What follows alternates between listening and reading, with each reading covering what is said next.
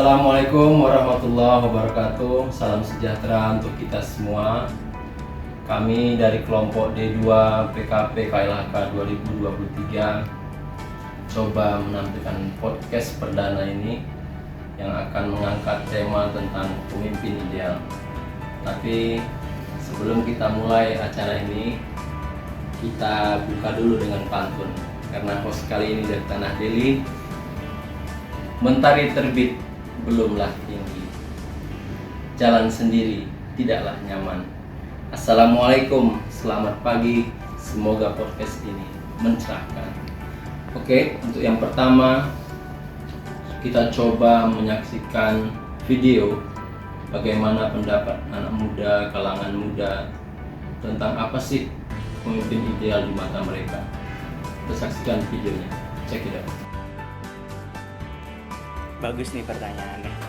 Membawahi banyak orang dan bertanggung jawab gitu atas semua stakeholder yang ada gitu di kantornya. Dia punya peran dan tanggung jawab yang memang berat dan serius gitu. Jadi sesantai apapun pembawaannya, opini orang pasti akan ngarahnya ke berat dan serius gitu. Jadi mau nggak mau itu dianggapnya serius kan, walaupun sebenarnya sekarang juga pemimpin tuh nggak melulu harus pembawaannya serius ya. Emang itu sangat penting gitu menurut saya, dan mungkin teman-teman yang lain juga berpikir sama gitu. Ya, itu tadi pendapat dari kalangan muda. Mereka berpendapat pemimpin yang ideal itu adalah pemimpin yang bertanggung jawab, jujur, dan bisa menjembatani antar berbagai usia. Jadi pemimpin di mata mereka adalah bagaimana seorang pemimpin itu berada dalam satu entitas besar, entitas ketuhanan. Jika dia selaras antara perkataan, pikiran, dan perbuatannya.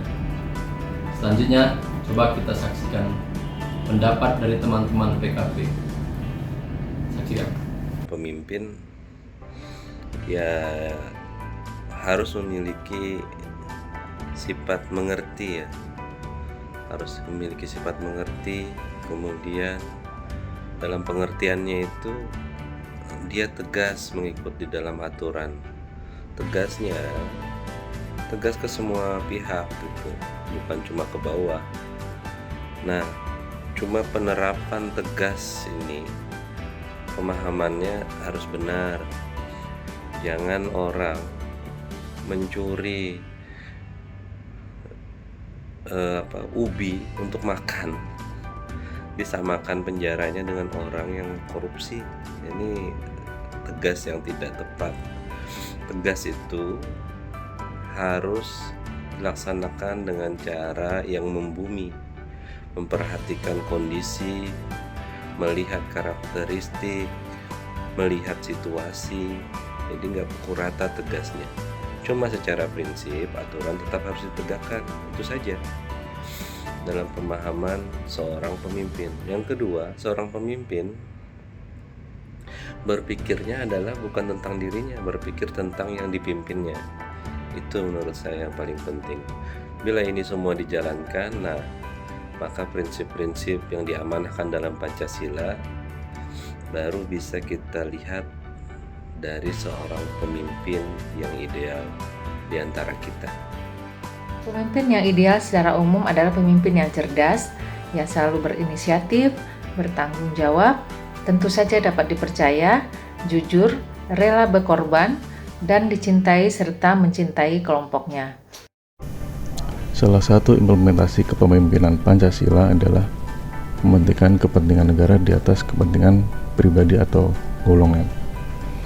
Kepentingan pribadi pada umumnya. Lebih spesifik,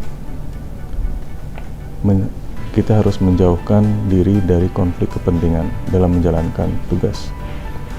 Jika masih ada konflik kepentingan dalam suatu kegiatan, maka tujuan pelaksanaan kegiatan dan pelayanan publik tidak berjalan optimal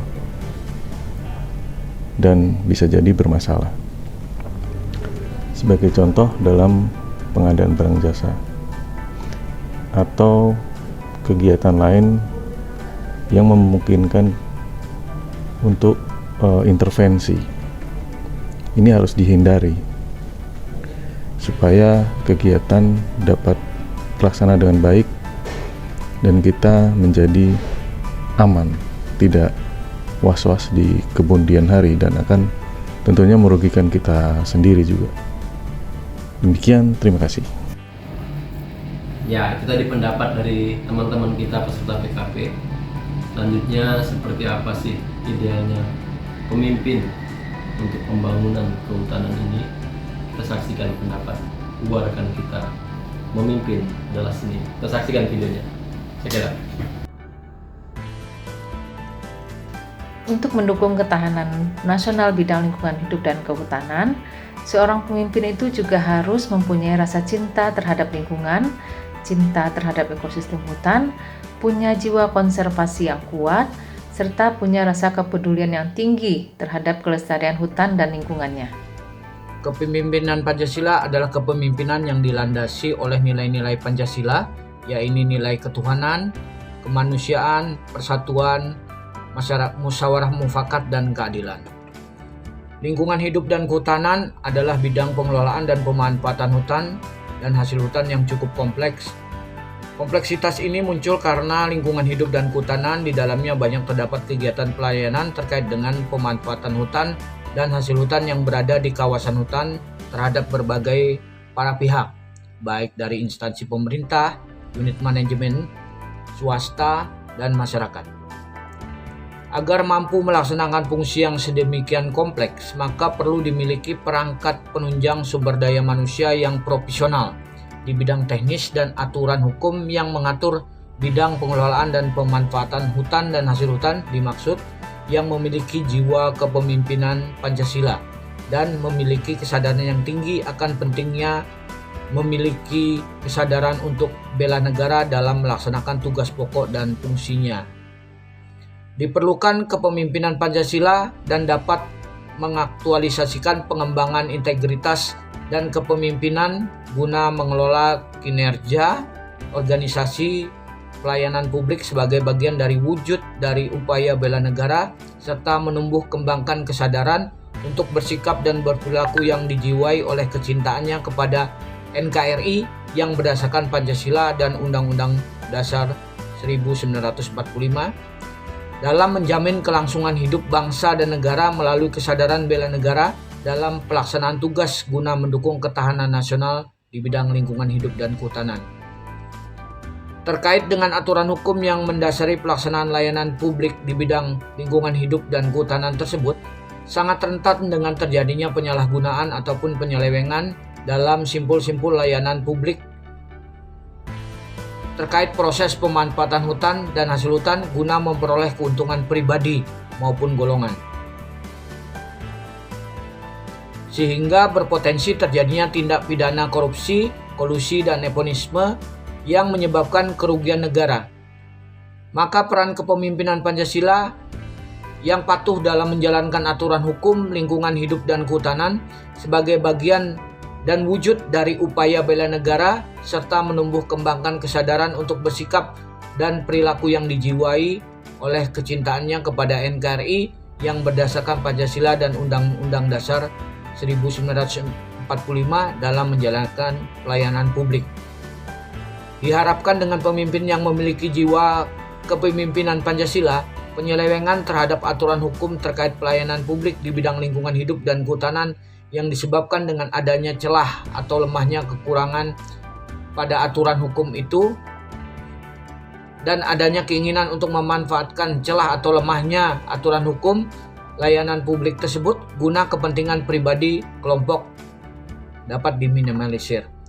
Maka dapat disimpulkan bahwa peran kepemimpinan Pancasila yang berorientasi bela negara sangat penting dan guna mendukung ketahanan nasional di bidang lingkungan hidup dan kehutanan.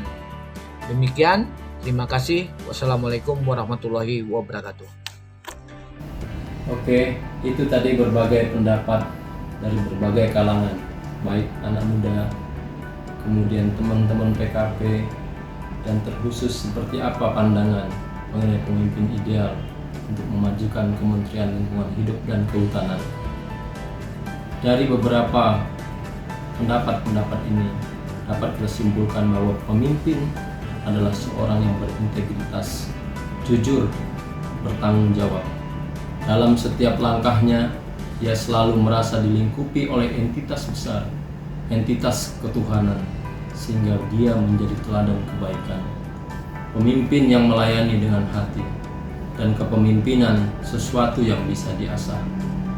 Kita mesti belajar dari berbagai tokoh, Rasulullah SAW dan para sahabat, Muhammad Hatta, Jenderal Hugeng, bahkan seorang Artijo Alkostar, menjadi sosok yang bisa kita jadikan sebagai tokoh panutan. Sebuah quote yang ekstrim dari Haji Agus Salim, Leiden is Leiden. Kita tutup dengan pantun, pinggir kota areanya bersih. Akhir kata, terima kasih. Demikian podcast kami, semoga bermanfaat. Assalamualaikum warahmatullahi wabarakatuh.